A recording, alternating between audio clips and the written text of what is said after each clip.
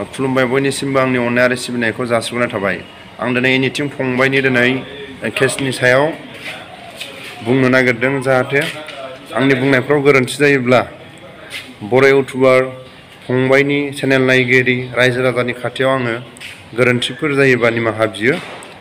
जाय केस होगिरि आब'मोननिसिम आंनि गोसो गोरबोनिफ्राय आंनि चेनेलनिफ्राय आङो अराय गोजोननाय हरो।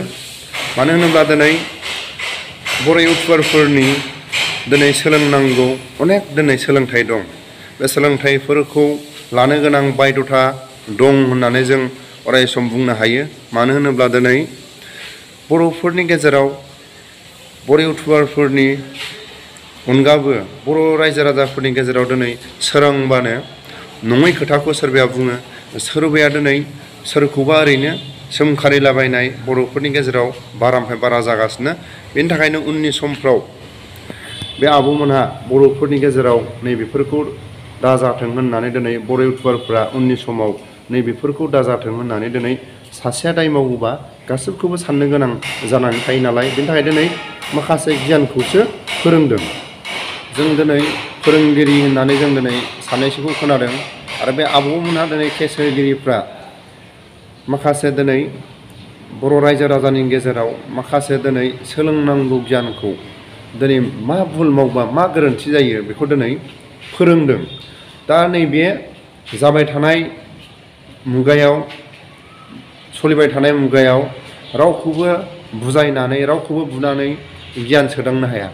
नै बिनि थाखाय माखासे इन्डियानि नेम निथि बायदियै इन्डियानि दिनै माखासे रुल बायदियै माखासे ल' बायदियै सोरखौबा दिनै फोरोंनो गोनां जायो, गियान सोनो गोनां जायो।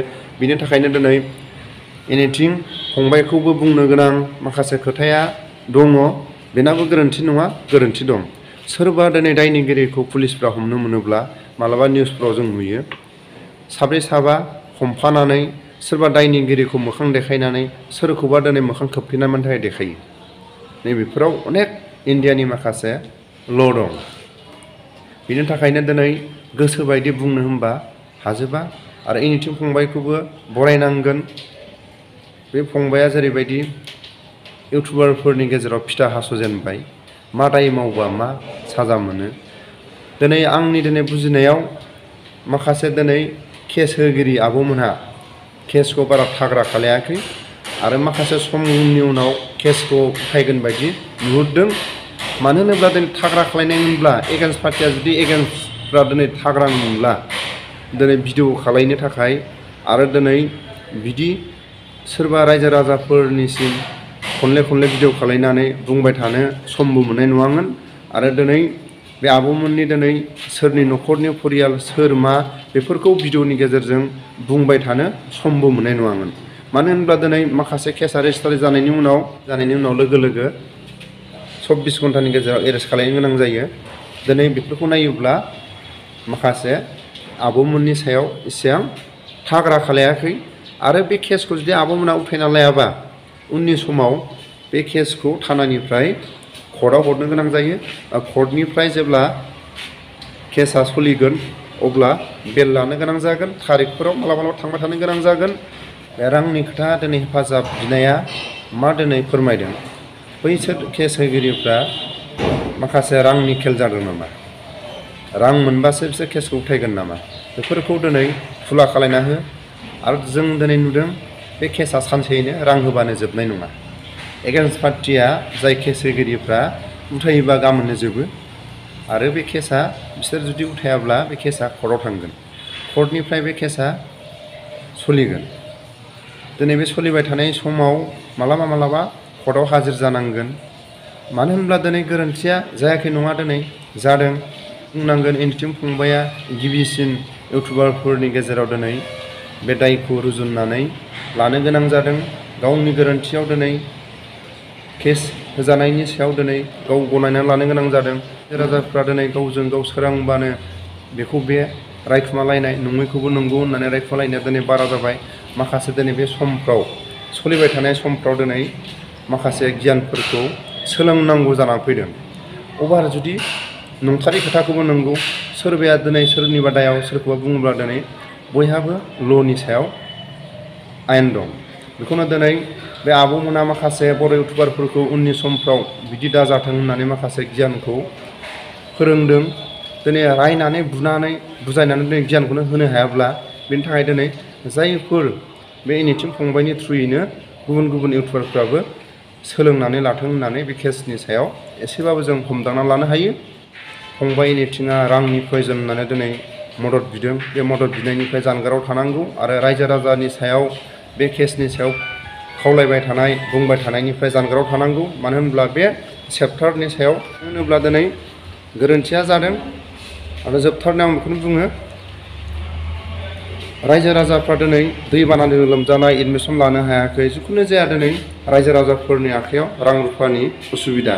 बे समाव रां रुफानि माखासे हेफाजाब बिनायनिफ्राय जानगाराव थानांगौ होननानै आङो एनिथिं फंबायखौ आं खावलायहरो। आरो उकिलनि नांगौ जानाय उकिलनि माखासे दिनै उकिलखौ लानो गोनां जायो केस सालायनायाव। बे केस जायोबा उकिल हमनो गोनां जायो, माखासे उकिल लायोबा रांनि प्रयजन जायो। बेनि थाखायनो आं खावलायो, उकिलखौ आं दायथ' लाबाय। गुवाहाटि हाइकर्टनिफ्राय आङो उकिलजों आं सावरायखाबाय। बे केसखौ जुदि बिसोरो उथायाब्ला आङो उकिलनि खरस पातिखौ आंनो बरिगोन आरो उकिलखौ आंनो दायथ' लाबाय। बेनि थाखाय आङो खावलायहरो फंबाय एनिथिं फंबायखौ जाहाथे रायजो राजानिफ्राय रां रुफाखौ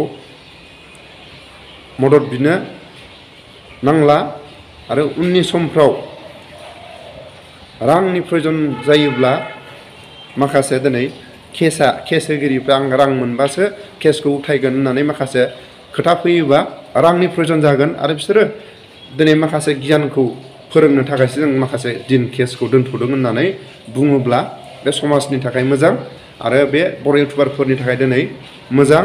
मानो होनब्ला दिनै माखासे सोलोंथाइखौ इउटुबारफ्रा लाथारनांगौनि माखासे सोलोंथाइखौ लानो गोनां जायो आरो बे सोलोंथाइनि सायावनो दिनै बुंनो गोनां जों दिनै माखासे बै समनि जारिमिनखौ बुंनो नागिरबा बुंनो हाया। मानि थाखाय? माखासे ल' दं, माखासे ल'नि दारै जों थांनो गोनां जायो। दिनै सोरबा सोरबा बुङो जोंखौबो सोरनिबा भिडिअ खालाय उमुक खालाय, माखासे ल'नि दारै हाया।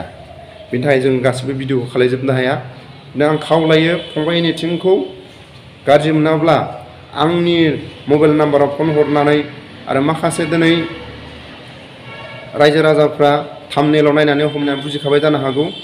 उननि समफ्राव नांगौ जायोबा रायजो राजानिफ्राय जाय केस होगिरिफ्रा रां मोनबासो केसखौ उथायगोन होननानै जुदि बुङोब्ला रायजो राजानि हेफाजाबखौ नांगोन। आरो दिनै बिसोरनि दिनै गियानखौ नायोब्ला माखासे समनि उनाव केसखौ उथायगोनखौ आं नुहुरदों। माखासे दिनै गियानखौ लोगो लोगो सानसेयावनो जुदि गियानखौ सोदांनानै सानसेयावनो जुदि अनफिनोब्ला गियानखौ फोरोङोबा सोजोबनो हाया। बेनि थाखायनो माखासे सम दोननायनि उनाव केसखौ उथायगोनखौ आं नुहुरदों आरो बे केसा बिसोर उथायबासो गाबोननो जोबगोन आरो बिसोर उथायालासिनो थायोबा थानानिफ्राय कर्टआव हरनो गोनां जागोन।